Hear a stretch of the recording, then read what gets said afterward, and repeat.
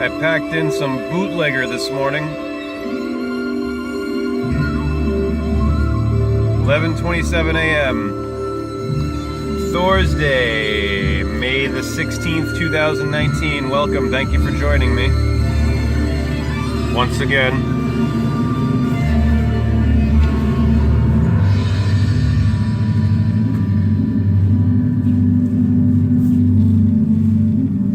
And guess what?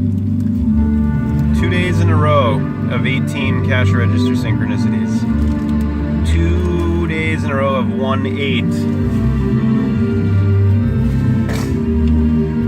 Number value of ME, 13 M in the middle of the alphabet, symbolic of the equator of 3 of the M, the mem of Phoenician, of all memories of Aries, of the risen sun at 3 o'clock in the east, of the priest who prays to the east, where God's sun rises every day. D-I-E equals 18 as well. 4, the door of the Daleth, of the 4 quartors of the sea, suns of the sea, answer. The delta, the Daleth in Phoenician, the door. This means door, D. Of the Tor, of the bull, Taurus, of April and May, of the Masons, of Beltane, of the bell, of the Lord, El, the lard, the light of El.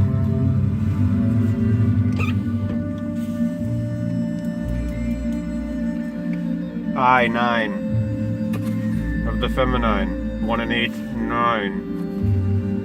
Of Libra, even Eve, of the feminine, of the mother with her 3 trimesters, 9 moons.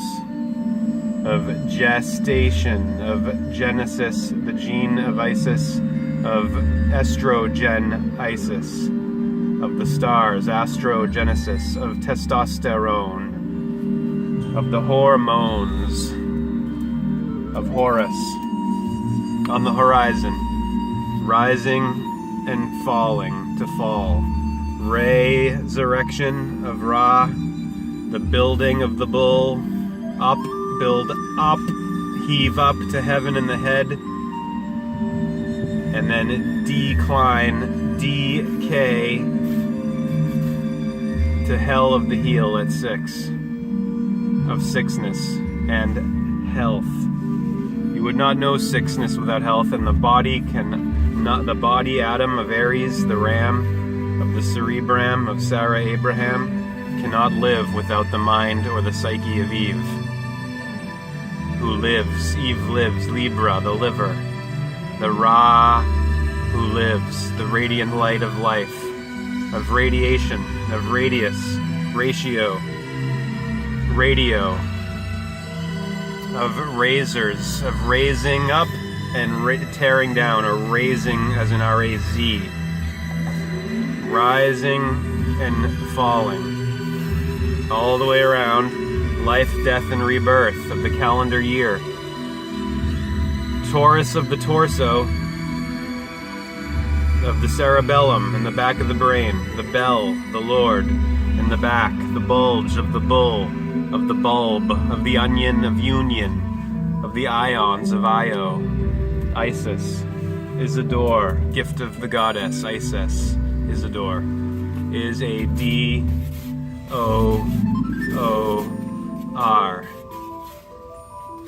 And then Gemini coming up in the arms and the lungs, the twins of time, of the torso, and then Cancer, the crab of the sternum, the hard shell of the breastbone,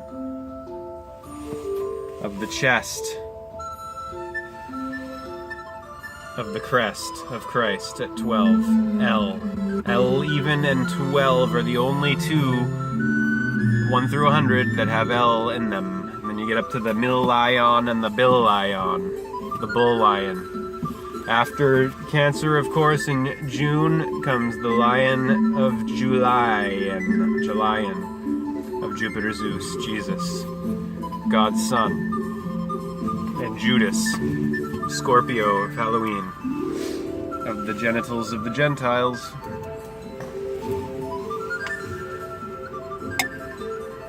the agents, of the Smiths, of the Sith, Star Wars and the Matrix.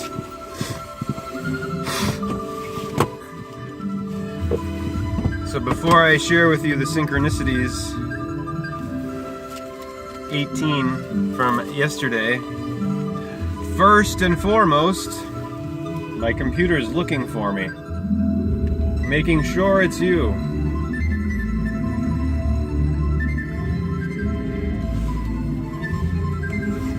So, The Undiscovered Self by Carl Jung from 1958. Do you hate being treated as an object in the organizational system of bureaucrats and politicians? Does the hard sell of today's mass consumerism repel you? Are you less than enthusiastic for the wonders of technology? Are you deeply suspicious of globalization and all that attends it? Are you worried about the future of humanity on this ravaged planet? In this path-breaking text,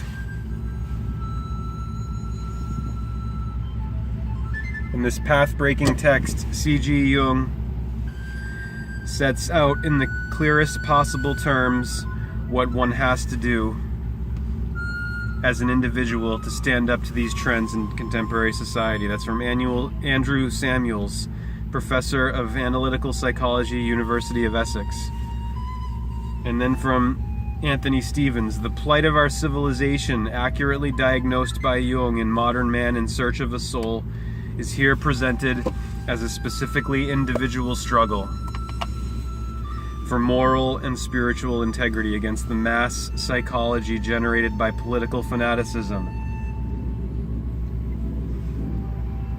scientific materialism, and technological triumphalism on a global scale. Ultimately, this is a religious as much as a psychological problem which is not solved by passive adoption of some established creed or belief system, but by opening oneself up to the religious instinctive attitude and inner symbolic vitality possessed by each and every one of us by virtue of our humanity. One of Jung's most profound yet accessible texts. See, humanity is about being humane, humanity. It's about care. It's what makes us different from the beasts. Not necessarily better, different. Not necessarily superior. It's just having more of a developed moral function. That's all. Ability to choose and see the difference between right and wrong, and to choose between right and wrong.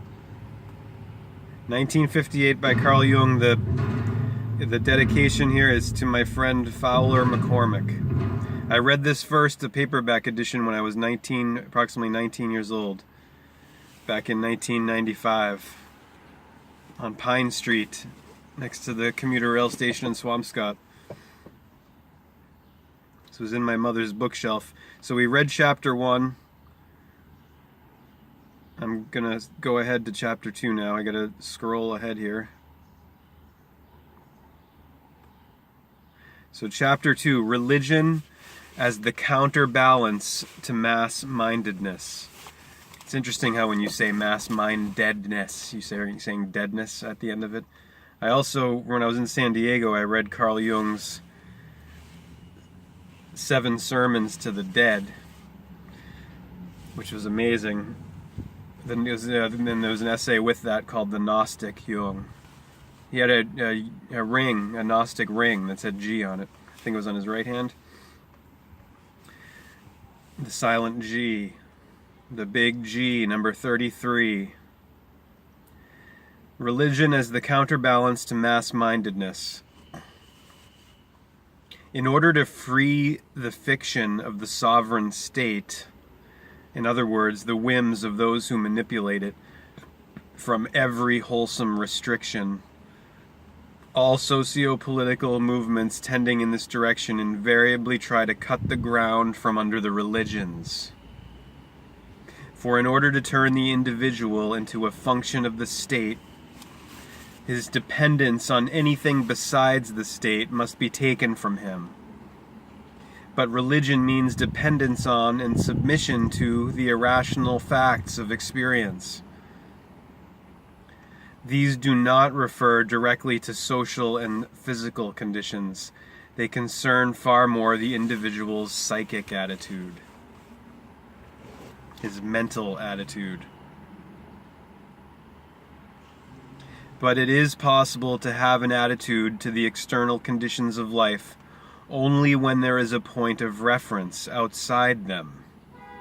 The religions give or claim to give such a standpoint, thereby enabling the individual to exercise his judgment and his power of decision. They build up a reserve, as it were, against the obvious and inevitable force of circumstances to which everyone is exposed who lives only in the outer world and has no other ground under his feet except the pavement. If statistical reality is the only reality, then it is the sole authority. There is then only one condition, and since no contrary condition exists, judgment and decision are not only superfluous but impossible. Then the individual is bound to be a function of statistics, and hence a function of the state, or whatever the abstract principle of order may be called. The religions, however, teach another authority, opposed to that of the world. The religions teach another authority opposed to that of the world. In quotes, world. The doctrine of the individual's dependence on God makes just as high a claim upon him as the world does. It may even happen that the absoluteness of this claim estranges him from the world, in the same way he is estranged from himself when he succumbs to the collective mentality. He can forfeit his judgment and power of decision in the former case for the sake of religious doctrine, quite as much as in the latter. This is the goal the religions openly aspire to unless they compromise with the state. When they do compromise with the state, I prefer to call them not religions, but creeds. A creed gives expression to a definite collective belief, whereas the word religion expresses a subjective relationship to certain metaphysical extra-mundane factors beyond the material, extra-mundane, beyond the worldly. A creed is a confession of faith intended chiefly for the world at large and is thus an intra-mundane affair, meaning it involves the world, while the meaning and purpose of religion lie in the relationship of the individual to God, Christianity, Judaism, and Islam, or to the path of salvation and liberation, Buddhism. From this basic fact, all ethics is derived, which without the individual's responsibility before God can be called nothing more than conventional morality. Since they are compromises with mundane reality, the creeds, so he's drawing a distinction here between creeds and religions. How many people even have that understanding or have even considered that?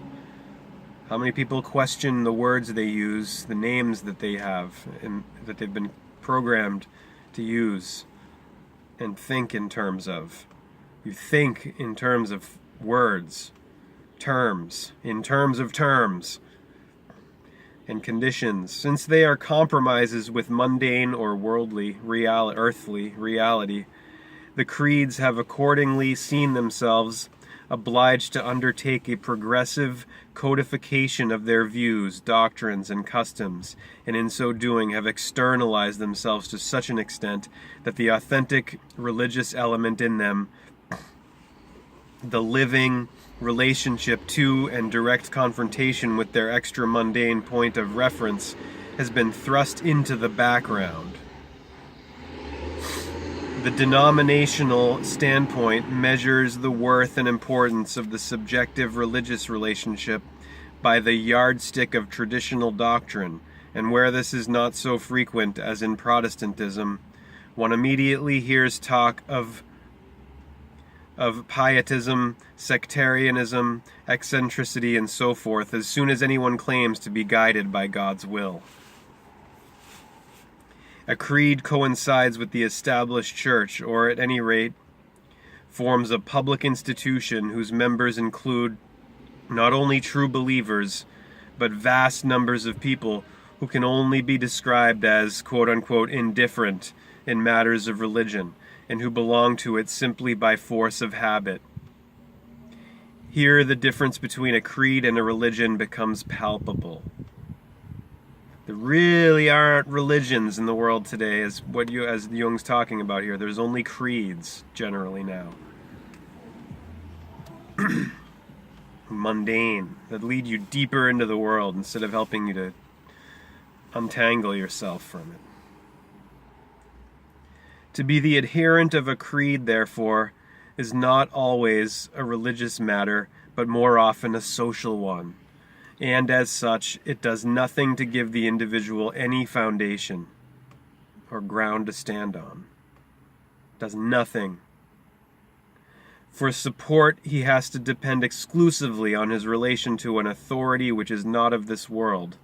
The criterion here is not lip service to a creed, but the psychological fact that the life of the individual is not determined solely by the ego and its opinions or by social factors, but quite as much, if not more, by a transcendent authority. Transcendent, meaning beyond the world, beyond authority. It is not an authority beyond worldly authority, beyond the senses, beyond society, beyond the ego. It is not ethical principles, however lofty, or creeds, however orthodox, that lay the foundations for the freedom and autonomy of the individual, but simply and solely the empirical awareness, the incontrovertible experience of an intensely personal, reciprocal relationship between man and an extra-mundane authority which acts as a counterpoise to the world and its reason.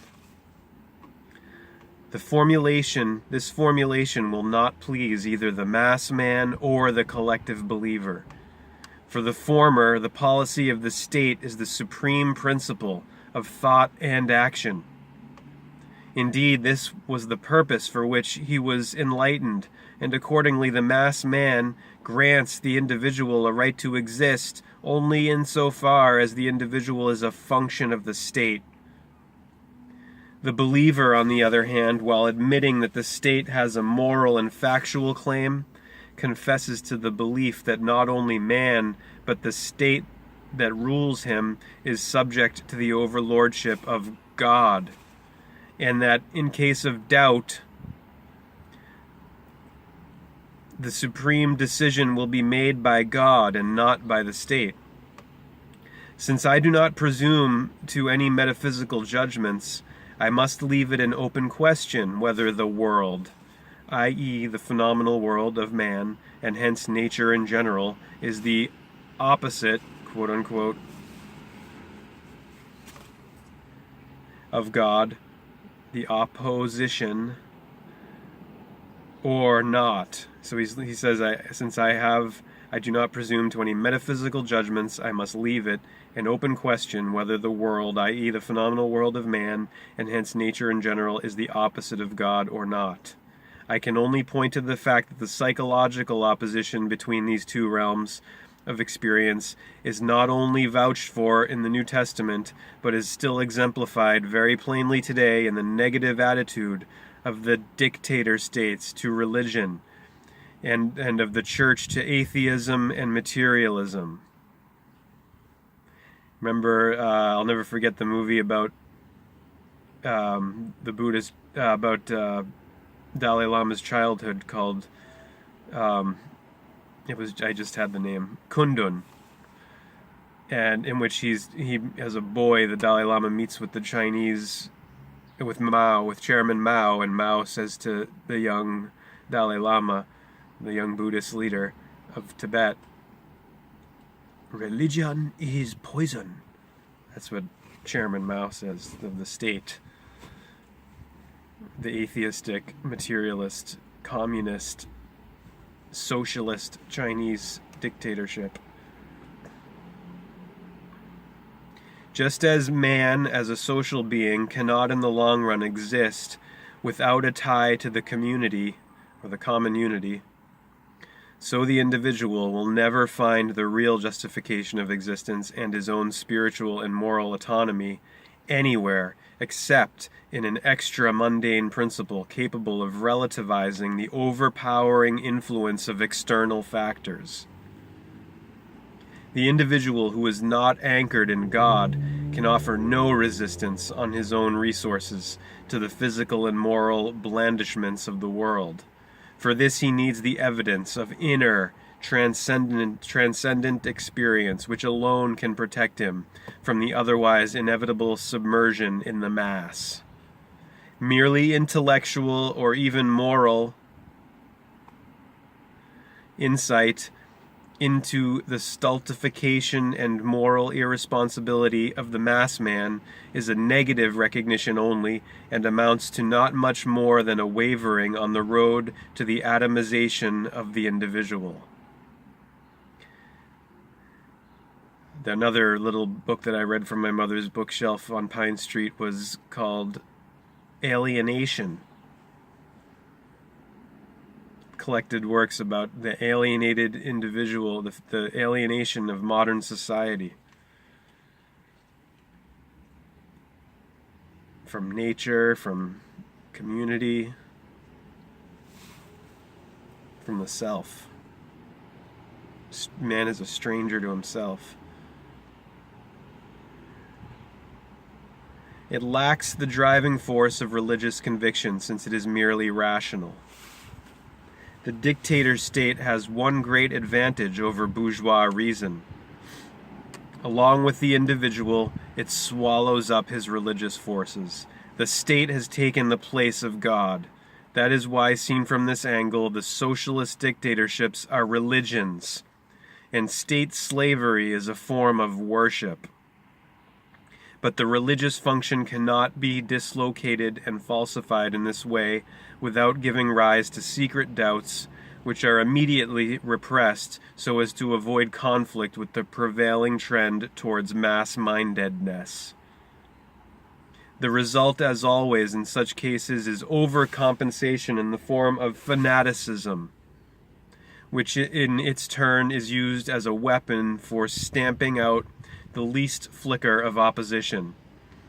Free opinion is stifled and moral decision ruthlessly suppressed on the plea that the end justifies the means, even the vilest. The policy of the state is exalted to a creed. The leader or party boss becomes a demigod beyond good and evil, and his votaries are honored as heroes, martyrs, apostles, missionaries. There is only one truth, and beside it no other. It is sacrosanct and above criticism. Anyone who thinks differently is a heretic, who, as we know from history, is threatened with all manner of unpleasant things. Only the party boss, who holds the political power in his hands, can interpret the state doctrine authentically, and he does so just as suits him. When through mass rule the individual becomes social unit number so-and-so, and the state is elevated to the supreme principle, it is only to be expected that the religious function too will be sucked into the maelstrom. Religion, as the careful observation and taking account of certain invisible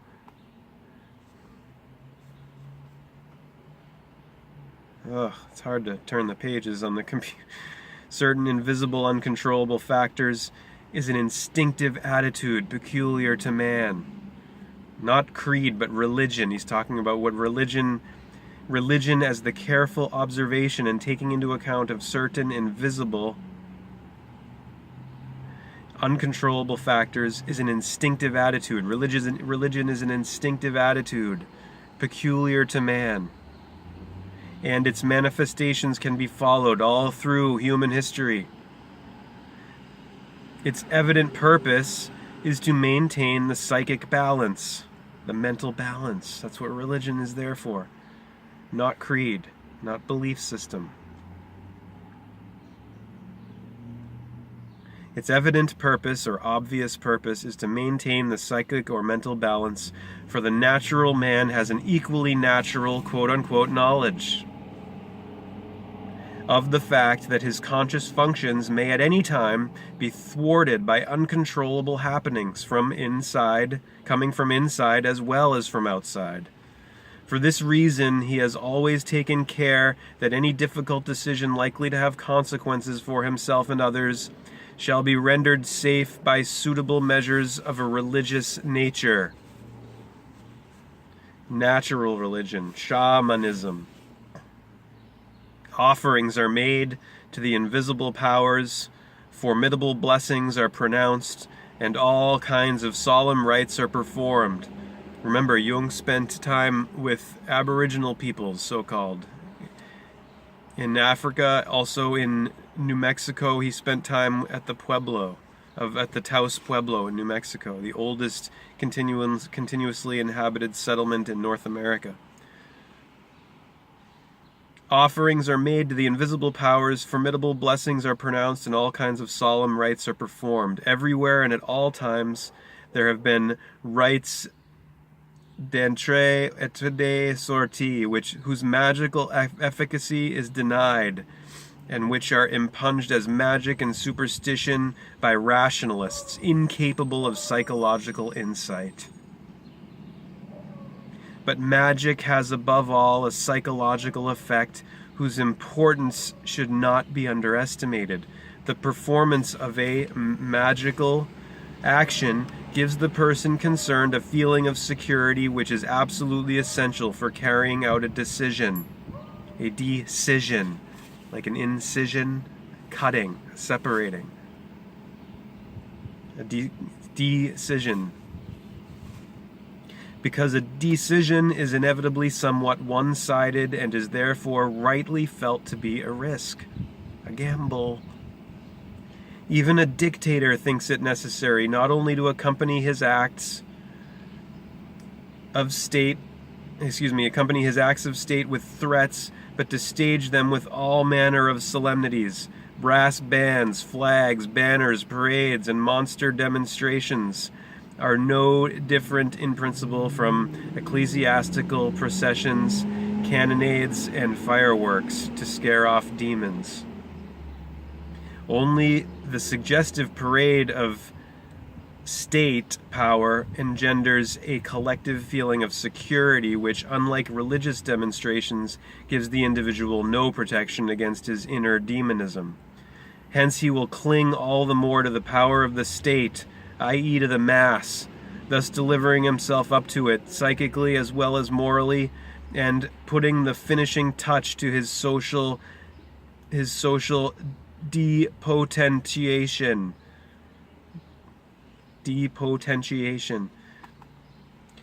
The state, like the church, demands enthusiasm, self-sacrifice, and love. And if religion requires or presupposes the, quote, fear of God, unquote, then the dictator state takes good care to provide the necessary terror. When the rationalist directs the main force of his attack against the magical effect of the right as asserted by tradition, he has in reality completely missed the mark. The essential point, the psychological effect, is overlooked, although both parties may use it for directly opposite purposes. A similar situation prevails with regard to their respective conceptions of the goal.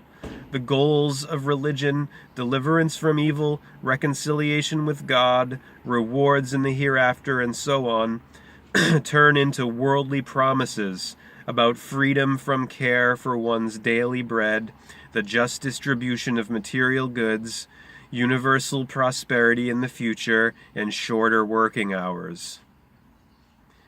that the fulfillment of these promises is as far off as paradise only furnishes yet another analogy and underlines the fact that the masses have been converted from an extra-mundane goal to a purely worldly belief, which is extolled with exactly the same religious fervor and exclusiveness that the creeds display in the other direction.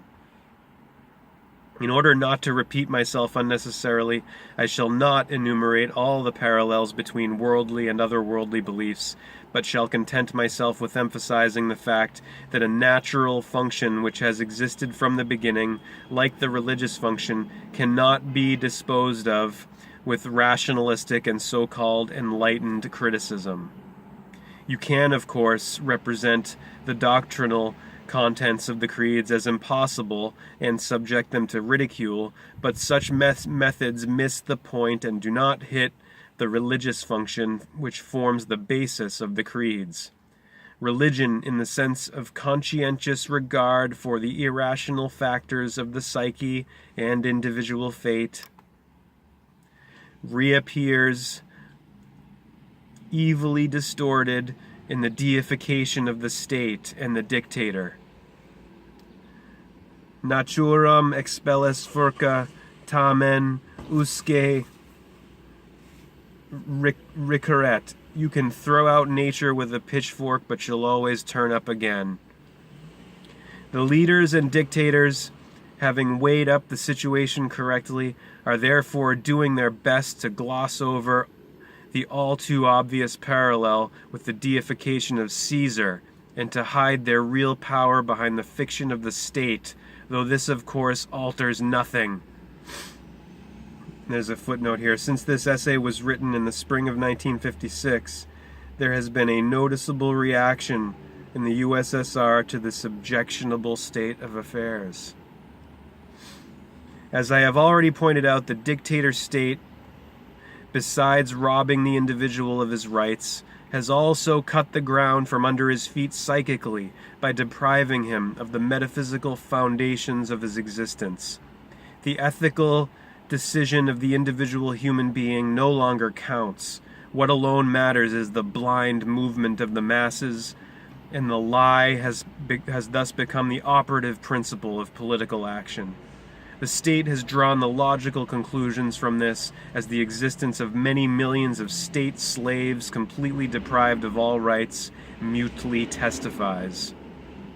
Both the dictator state and the denominational religion lay quite particular emphasis on the idea of community. This is the basic ideal of communism, and it is thrust down the throats of the people so much that it has the exact opposite of the desired effect. It inspires divisive mistrust. The church, which is no less emphasized, appears on the other side as a communal ideal, and where the church is notoriously weak, as in Protestantism, the hope of or belief in a, quote, communal experience makes up for the painful lack of cohesion. As easily can be seen, community is an indispensable aid in the organization of masses and is therefore a two-edged weapon. Just as the addition of however many zeros will never make a unit, so the value of a community depends on the spiritual and moral stature of the individuals composing it. For what is a community or a common unity but a collection of individuals? What is a group but a collection of individuals? Has no existence of its own, independently of the individuals that make it up. For this reason, one cannot expect from the community any effect that would outweigh the suggestive influence of the environment, that is, a real and fundamental change in individuals, whether for good or for bad. Such changes can come only from the personal encounter between man and man, but not from communistic or Christian baptisms en masse, which do not touch the inner man.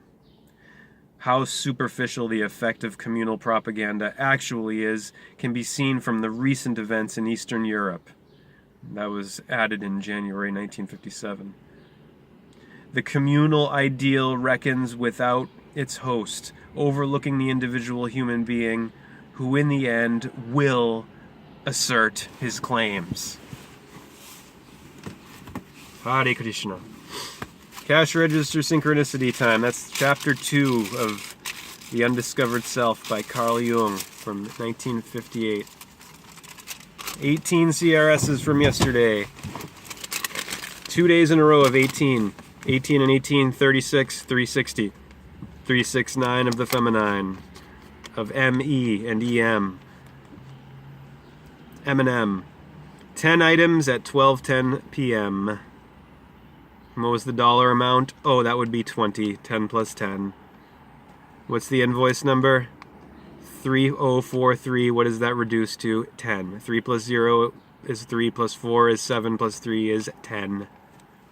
Say 10. Saturn. 1 and 0. 0 and 1. Even and odd. Odd and even. Dawn and evening. All and none. All one. Alone. Mono. Moon. Theism. Deism. T and D. 4 and 20. 24. Horus. Hours. On the horizon. 35 items at 345. 35, 35, 345. Invoice number 4956. Total 9575. 959575. 345 time 35 items. Of the two, of the Tao, of time, of the Torah, Taurus. 47 items, and look at the invoice number ending in 74, and wait, there's more, the total, $147. 474774. 4 and 7, 11, times 3, 33, of the Freemasonry compass set to 47 degrees. Of the Wizard of Oz. Oz. Oz. Oz. The Stargate of Oz. Ahaz. 3:05 p.m. $35 total and 31 cents. 353588H. Of the hatch of the head of heaven and hell. Head and the heel. The whole. The holy of the holies. The whole thing. The whole nothing. 15 items. Subtotal ending in 15. 4515. And don't forget yesterday's date was the 15th. Today is the 16th of May. Full moon coming up. The moon is almost waxed entirely on and will begin waning off after 22 items, 12:22 p.m. 8780 total. There's the 88 again. Invoice number 3051 of the feminine.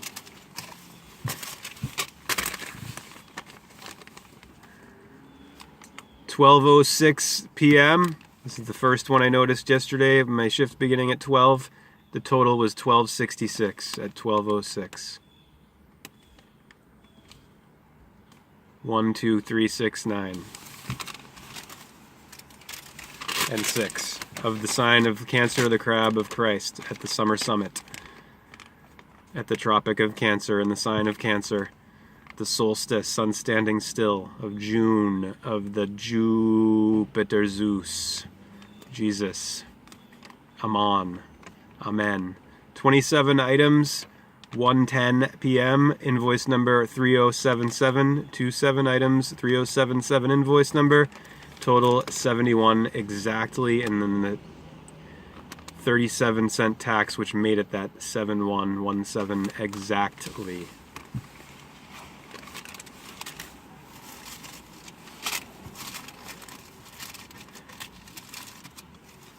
Video might stop any minute because I know that there's some kind of 40-minute limit that on the camera phone on the camera here. So if it cuts out, I'll finish in a part 2.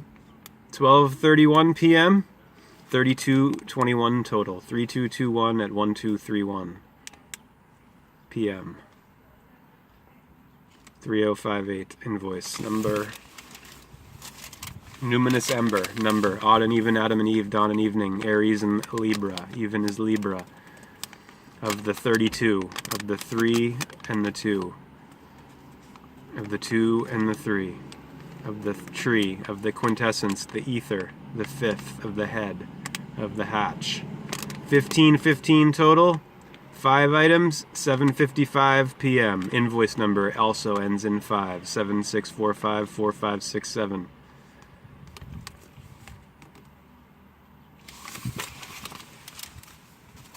Eve, the Roman numeral V, 5, 7, 11, 12, 15 items, 4284 total at 12:48 p.m. 4284, 48, 12 times 4, 48, 15 items on the 15th. Invoice number 3067, 3 and 6, 9 and 7, 16, 167, 529. Birthday, cashier number 167. 610.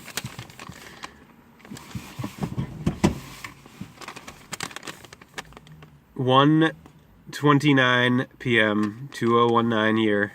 020129. Electricity equals 129 in English gematria.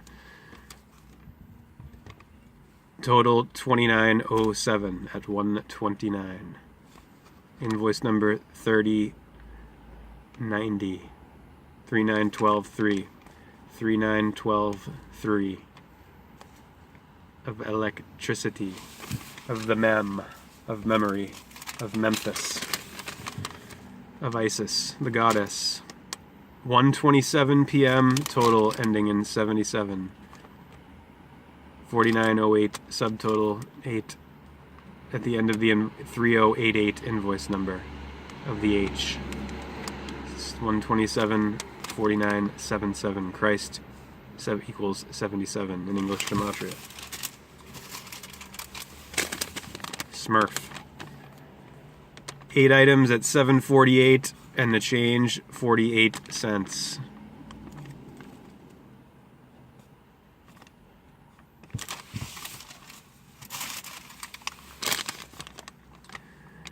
$6:51 p.m. 3156 cash payment for the total of 3156 65 3165 165 651 time. Same numbers. 165 is the Trader Joe's in Santa Fe that I was at for 3 years from 06 to 09. 1512 invoice number.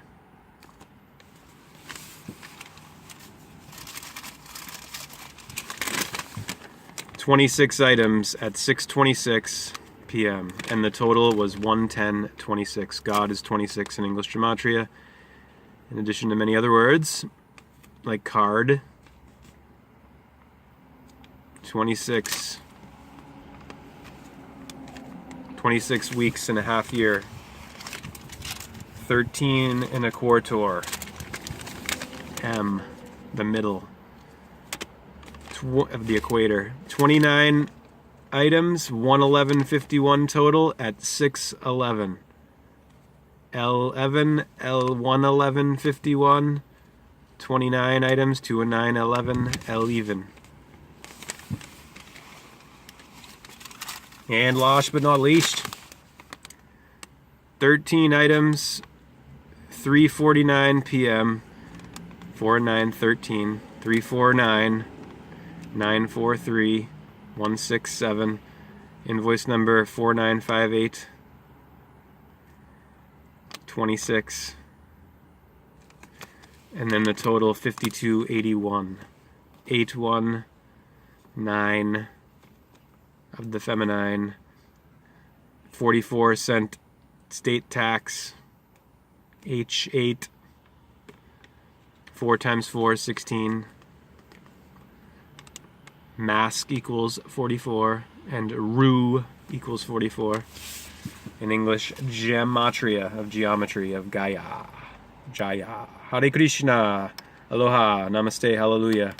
May God's love be with you always.